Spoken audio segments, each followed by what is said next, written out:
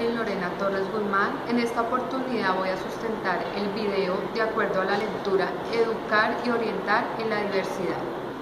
La diversidad es la interacción de la sociedad sin importar su condición física, cultural o social con todo aquello que le rodea, en igualdad de condiciones, teniendo así los mismos derechos y oportunidades de ingresar a todo aquello que le permita el desarrollo fundamental de la persona.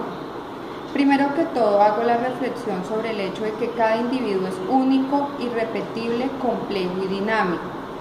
La orientación en la educación requiere la psicología, la sociología, la filosofía, la antropología, la pedagogía y la historia, para darle peso y sentido desde la dimensión intelectual, emocional, social y política.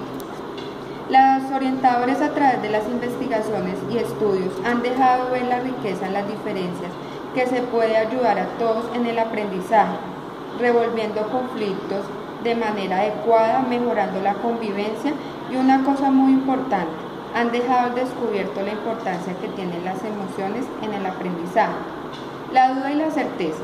La duda genera inquietudes, preocupa, genera búsqueda e insatisfacciones, lo cual es un componente que ayuda al aprendizaje significativo, mientras que la certeza es un estado intelectualmente ridículo pensar que se sabe todo, que todo se hace bien, que solo los demás se equivocan, es ilógico desde una posición cognitiva exigente. El individualismo empobrece el aprendizaje y obstaculiza el programa educativo. La colegiabilidad. Por un lado, el individualismo empobrece y obstaculiza el proceso educativo. Por el otro, el paradigma de la colegiabilidad mejora las relaciones, facilita el aprendizaje, multiplica la potencia de la acción, genera solidaridad y tolerancia. La escuela, la familia, el entorno y el alumno. Es muy importante comprender la importancia que ejerce el entorno en la escuela y viceversa. No se puede desconocer lo que ocurre a su alrededor. La escuela, por su parte, facilita los componentes críticos necesarios. A partir de una comunicación bidireccional, se reconoce lo que sucede en el entorno, facilitando el proceso de aprendizaje. La diversidad reconoce la identidad de cada persona, por lo que es importante no encasillar a los niños y niñas en un prototipo, dado de que los que no responden a esta tipología son clasificados como seres raros o anormales.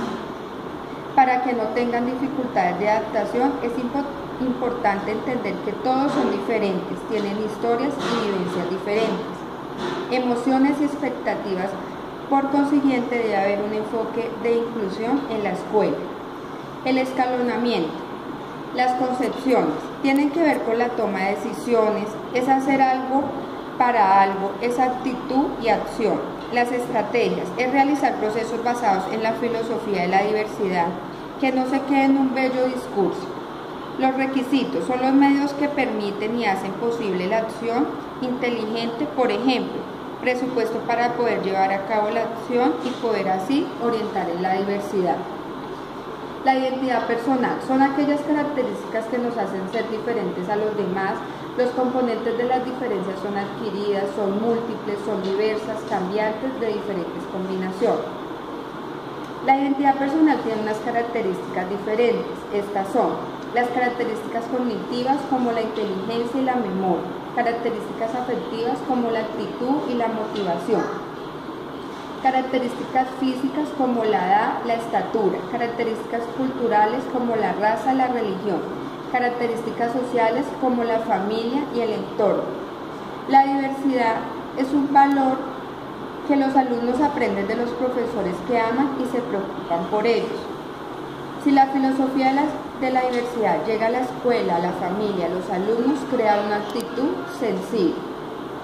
La flexibilidad es importante porque crea autonomía en los niños y le brinda los medios necesarios para que ellos puedan ser incluidos.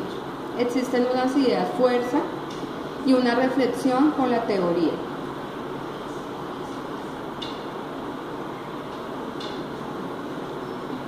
La reseña. Gracias.